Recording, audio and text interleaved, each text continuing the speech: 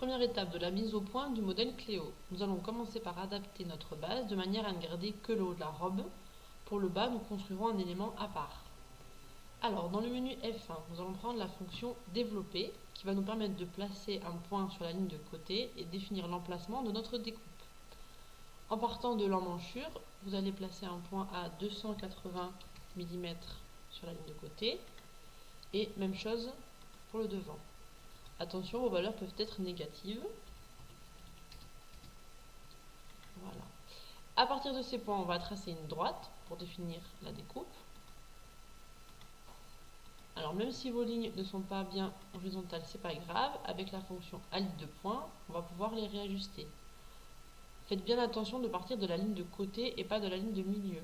Sinon, vous allez fausser vos mesures. Voilà. Ensuite, avec la fonction Bézier, toujours dans le menu F1, on va tracer les pinces pour qu'elles puissent après être évidées lorsque nous ferons le fini. Ce tracé, faites-le bien en 2 temps, sinon vous aurez des surprises à l'extraction. Voilà, même chose pour le devant. Voilà. Maintenant, avec la fonction Fini du menu F4, vous allez pouvoir extraire vos nouvelles bases pour le dos et pour le devant. Vous pouvez commencer déjà à nettoyer votre bureau en supprimant, donc feuille supprimer.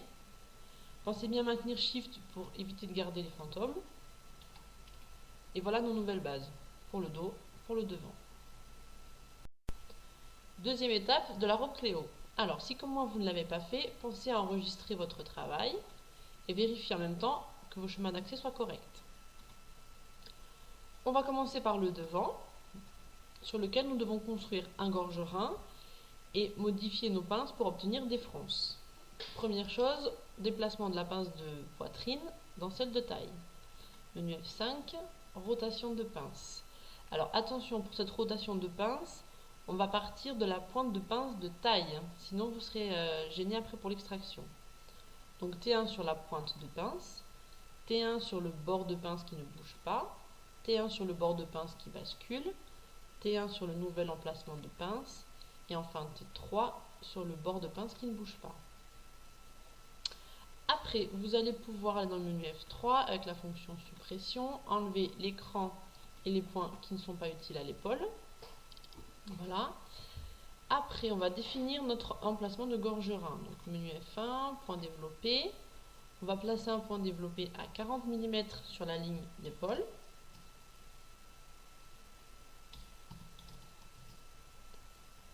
Voilà. Et à 40 mm sur la ligne de milieu devant. Dans le menu F2, vous allez prendre la fonction arc F. Attention, c'est pas la même que d'habitude. T1 sur le point développé du milieu devant. Dans la boîte de dialogue, vous allez saisir la valeur de 30 mm. Et enfin T3 sur le point développé de l'épaule. Donc cette courbe définit notre nouvelle encolure. Avec la fonction parallèle, on va pouvoir terminer notre gorgerin. Donc, on trace une parallèle à une distance de 80 mm.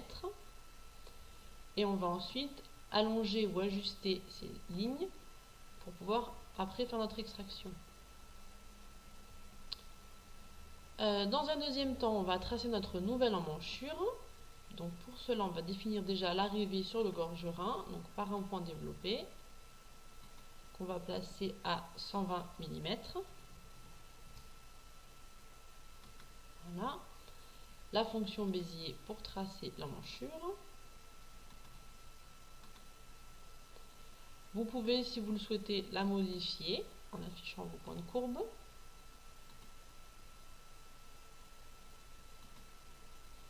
Voilà. Et après ça, vous pouvez extraire vos nouvelles pièces. Donc, en premier, le gorgerin, et ensuite notre nouveau bas devant. Donc voilà ce que vous obtenez. On continue le travail avec notre nouveau devant, qu'on va afficher en plein écran. On va basculer notre pince ici dans l'encolure de manière à créer notre valeur de fronce. Donc toujours rotation de pince, comme tout à l'heure, pointe de pince, le bord qui ne bouge pas, le bord qui bascule, le nouvel emplacement et le bord qui ne bouge pas. Voilà, donc vous devez obtenir ce résultat. À partir de là, on va pouvoir retracer notre nouvelle ligne d'encolure qui viendra s'adapter au gorgerin avec la fonction Bézier. T1 sur le point du milieu devant, T1 sur l'ouverture ici de la pince et T3 à l'emmanchure. Vous pouvez en même temps nettoyer ici, vous avez un double point carré. Donc fusion de courbes. Hop, hop, vous en supprimez au moins un des deux. Voilà. Et là, vous allez pouvoir faire votre fini du devant. Pensez bien à prendre toutes les petites parties. Voilà. Et voilà ce qu'on obtient. Donc on va pouvoir supprimer les pointages qui ne nous servent plus. Voilà. Et ensuite placer un cran qui déterminera le début des fronces. Donc point développé. On va le placer sur la ligne d'encolure à 80 mm. Voilà. F3, insérer point. Et vous pouvez tout de suite rajouter un cran. Voilà. On va également modifier ce point carré qui n'est pas utile. Voilà.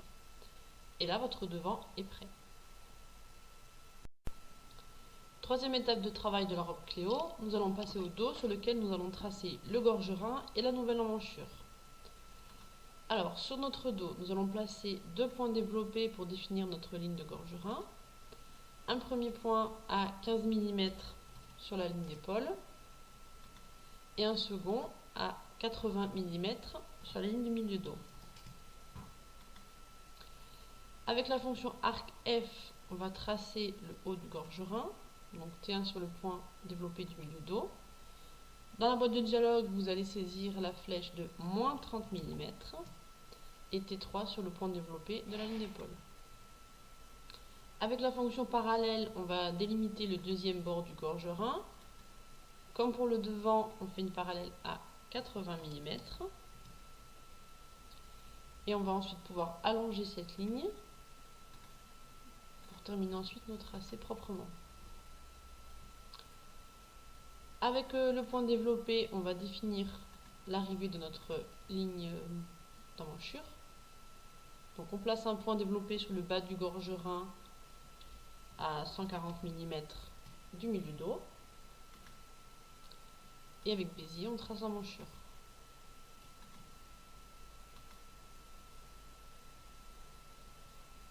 Après, il va nous falloir passer à la partie un peu plus délicate, la croisure et la parmenture. Donc nous avons un bouton de diamètre 7 mm.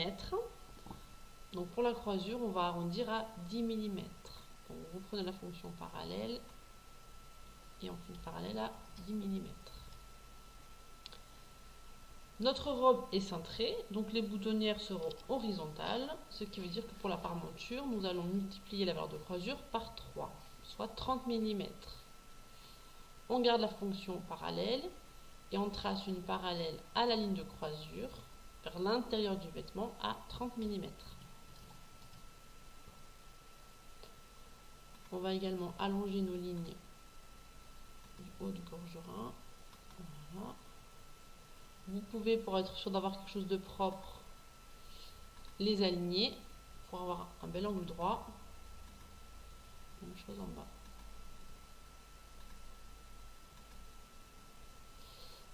Voilà. Donc une fois qu'on a ça, on va pouvoir ensuite passer à l'extraction et au pointage des boutons et des boutonnières. On reprend notre travail sur le dos de la robe. Donc on va pouvoir faire l'extraction des pièces et placer le pointage des boutons des boutonnières. Pour cela, on va commencer par fermer la pièce au niveau de la pince ici et de la croisure, donc simplement par une droite. Là et là. On va extraire nos parmentures puisqu'on n'aura pas besoin d'avoir les pointages des boutons dessus. Donc on les extrait en premier. Là et là.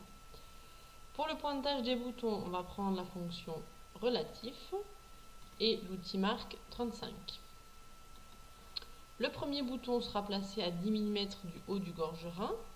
Donc je clique sur ma ligne de gorgerin et je rentre mes valeurs. Donc en X 0, en Y moins 10. Et sur le bas, je place le bouton à 20 mm de ma ligne. Donc 0 en X et 20 en Y. Avec la fonction division, je vais pouvoir placer l'ensemble de mes autres boutons. T1 sur le premier point, T3 sur le second. Nombre de divisions, je rentre dans la boîte de dialogue, 14. Et j'obtiens ainsi la position de mes 16 boutons. Je vais maintenant pouvoir faire l'extraction de mon gorgerin. Voilà, et de mon dos.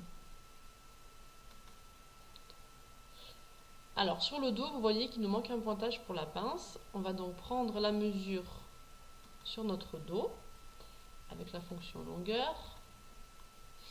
Et entre mes deux pointages, j'ai une distance de 35,01 mm. Donc sur ma pièce, je vais reprendre la fonction relatif. Je vérifie que je suis toujours en outil marque 35.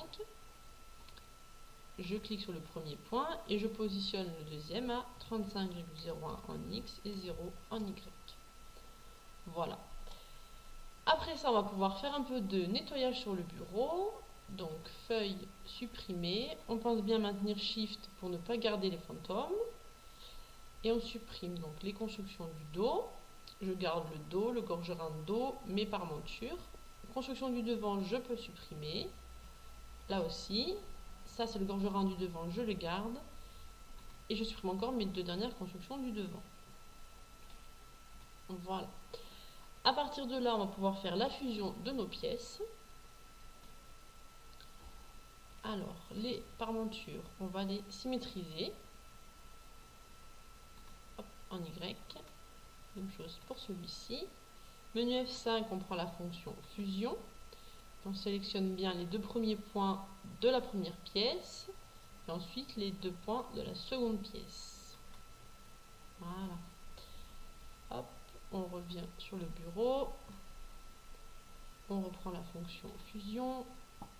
On fusionne la seconde partie. Là et là. Voilà. Donc sur le dos, on va pouvoir maintenant placer les crans sur nos points pour indiquer la pliure du milieu dos. Avant ça, on va transformer nos points d'extrémité en points caractéristiques. Donc menu F3, fusion de courbe. Je remplace mes carrés par des croix. Voilà. Même chose ici.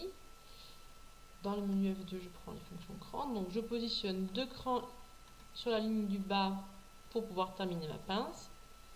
Et ici, un cran sur ma ligne de croisure. On va orienter également les crans, donc ceux de la pince. Voilà. Celui-là, il est bon. Et celui du haut, on l'oriente vers celui du bas. Je vais également nettoyer un petit peu la pièce. Donc, supprimer tous les points qui ne me servent pas. Celui-ci, celui-là et celui-là. Voilà. Donc ça, c'est pour notre dos. Il est bon. Alors, ça, c'est l'élément de parmenture, puisque je n'ai pas maintenu Shift au moment de la fusion. Du coup, j'ai gardé mes pièces. Je vais les supprimer. Voilà. Alors, le gorgerin, j'en ai un de trop, c'est pareil. Donc, celui-ci, c'est le bon. On va faire la même chose, fusion de courbe. Et on met pareil l'écran.